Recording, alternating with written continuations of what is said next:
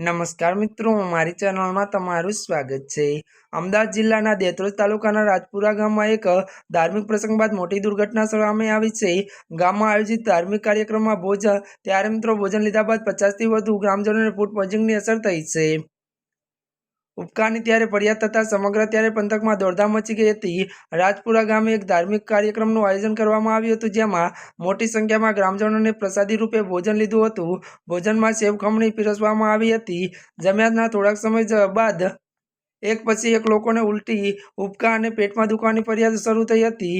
જોતજોતામાં અસરગ્રસ્તોને ત્યારે આંકડો 50ને પાર કરી ગયો હતો। તબિયત લથડતા જ અસરગ્રસ્તોને ત્યારે તાત્કાલિક સારવાર માટે વધુ ખસેડવાની પ્રક્રિયા હાથ ધરવામાં આવી હતી।